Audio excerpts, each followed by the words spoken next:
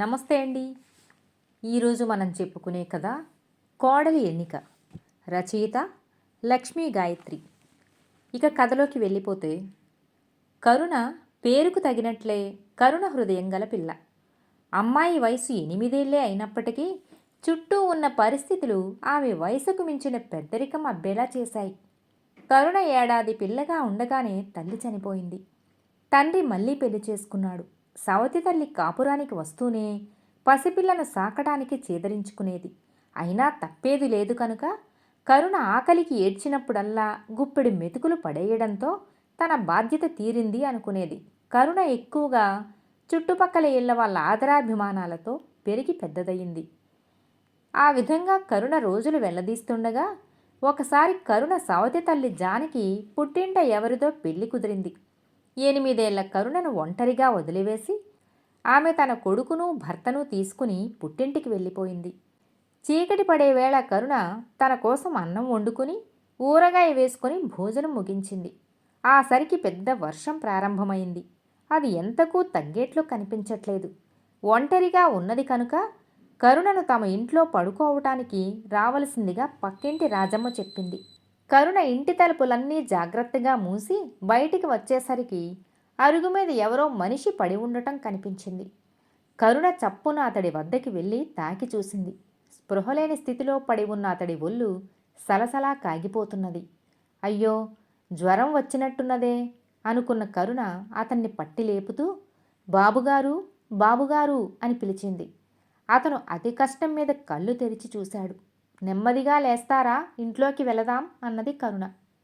కరుణ అతడికి సాయం పట్టి ఇంట్లోకి తీసుకువచ్చి మంచం మీద పడుకోబెట్టింది. తర్వాత పొడిగుడ్డ తీసుకువచ్చి శుభ్రంగా తల తుడుస్తూ బాబుగారు, ఒక్కసారి ఓపిక తెచ్చుకొని లేవండి, బట్టలు మార్చుకుని పడుకుందరు గాని అన్నది.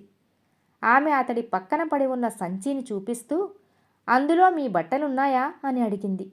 అతడు ఉన్నాయి అన్నట్లు తల ఊపగానే సంచిలోంచి కాస్త తడిపొడిగా ఉన్న బట్టలు తీసి అతడికిచ్చింది. మీరు కాసేపు కళ్ళు మూసుకొని పడుకోండి బాబుగారు, 2 ఇళ్ల అవతలే ఆచారిగారున్నారు, ఆయన్నడిగి మందు తెస్తాను అని చెప్పి కరుణ గొంగలి తల మీద కప్పుకొని బయటికి వెళ్ళింది. ఆమె 10 నిమిషాల్లో తిరిగి వచ్చి అదిగో ఆ ఆచారిగారు జ్వరానికని అడిగితే ఈ మందిచ్చారు. రాజమ్మత్తనడిగి వేడిపాలు కూడా తెచ్చాను, మందు వేసుకుని వేడిపాలు తాగండి అన్నది. అతడు కృతజ్ఞతగా చూస్తూ లేచి మందు వేసుకుని పాలు తాగాడు. వేడిపాలు గొంతు దిగగానే అతడికి ప్రాణం లేచి వచ్చినట్లయింది. ఎవరమ్మా నువ్వు, నీ పేరేమిటి అని అడిగాడు కరుణకేసి ఆప్యాయంగా చూస్తూ. నా పేరు కరుణ అని తనను గురించిన వివరాలు చెప్పింది కరుణ. ఆ తర్వాత ఇద్దరూ నిద్రపోయారు. తెల్లవారి కరుణ లేచేసరికి అతను బయలుదేరడానికి సిద్ధంగా ఉన్నాడు. అతడు కరుణతో, నిన్న నువ్వెవరో చెప్పావు కానీ నన్ను గురించి అడగనేలేదు. నా పేరు గురునాథం. పట్నంలో నాకు 4-5 రకాల వ్యాపారాలున్నాయి. ఒక స్నేహితుడికి జబ్బుగా ఉంటే చూసి పోదామని వచ్చి నేను జబ్బు పడ్డాను అంటూ నవ్వి, నా ప్రాణదాతవు, నీ ఉపకారాన్ని ఎప్పటికీ మరిచిపోలేనమ్మా. నాకు చేతనైనంత వరకు నీకు ప్రత్యుపకారం చేస్తాను. ఈలోగా నీకు అవసరమైతే ఈ మామయ్యను గుర్తు చేసుకో, నా చిరునామా ఇదిగో అని తన చిరునామా రాసిన కాగితం కరుణ చేతికిచ్చాడు. తర్వాత గురునాథం బయలుదేరి వెళ్ళిపోయాడు. 10 సంవత్సరాలు గడిచిపోయాయి. కరుణ ఇప్పుడు పెళ్ళీడుకొచ్చి చక్కని యువతిలా తయారైంది. ఈ 10 సంవత్సరాల్లో కొన్ని సంఘటనలు జరిగాయి. కరుణ సవతి తల్లి హఠాత్తుగా జబ్బు చేసి చనిపోయింది. కరుణకు ఆమె తల్లి ద్వారా అనుకోకుండా కొంత ఆస్తి కలిసి వచ్చింది. ఇలా ఉండగా ఒక వేసవికాలపు మధ్యాహ్నపుడెండ తీవ్రంగా ఉన్నవేళ కరుణ భోజనం ముగించుకుని వచ్చేసరికి బయట అరుగు మీద నుంచి ఎవరిదో మూలుగు వినబడింది. కరుణ వచ్చి చూసేసరికి అక్కడ ఒక 80 ఏళ్ల వృద్ధుడు సోషిల్లి ఆయాసపడిపోతున్నాడు.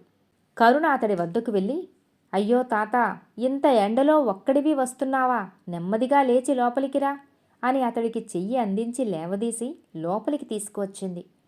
తర్వాత అతన్ని మంచం మీద పడుకోబెట్టి చల్లని నీళ్లల్లో గుడ్డ తడిపి అతడి ముఖం తుడిచి తాగేందుకు మజ్జిగ ఇచ్చింది.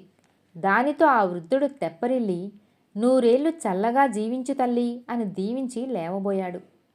కరుణ చప్పున ఆపి, ఇంత ఎండలో ఎక్కడికి వెళతావు తాత అన్నది.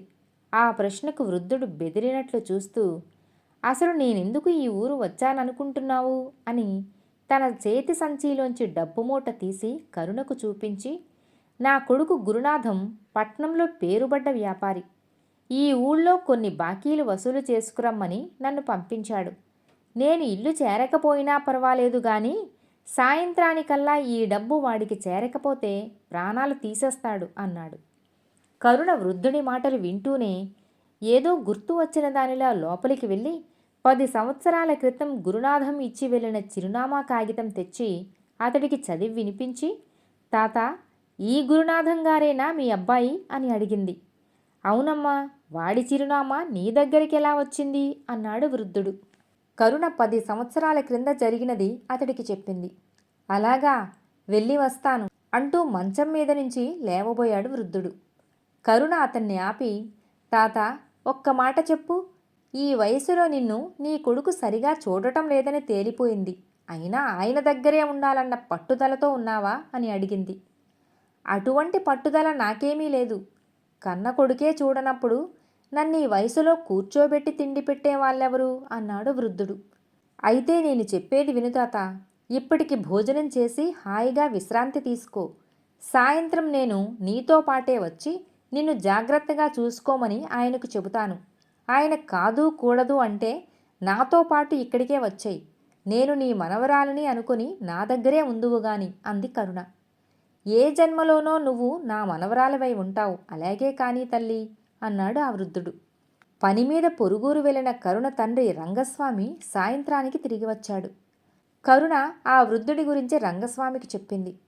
రంగస్వామి అతనితో, బాబూ, మా కరుణ చెప్పినట్లే చేయండి అని సలహా ఇచ్చాడు.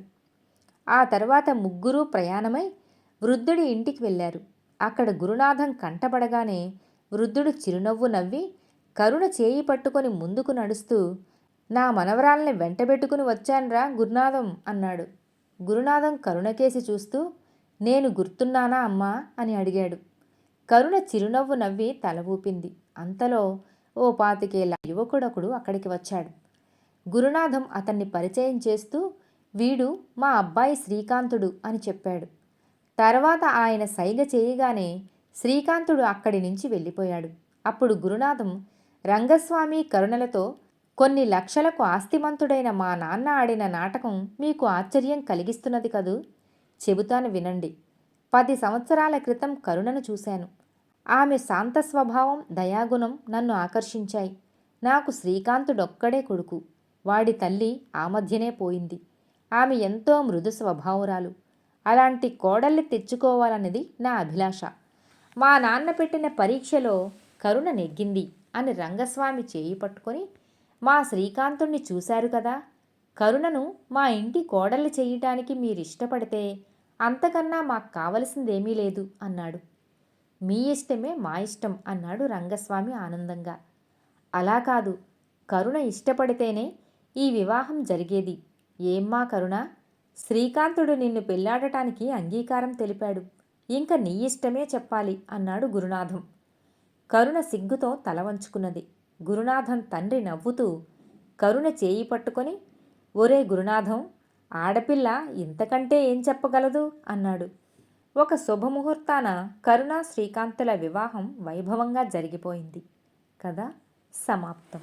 మిత్రులారా, మరో కథతో మళ్ళీ కలుద్దాం.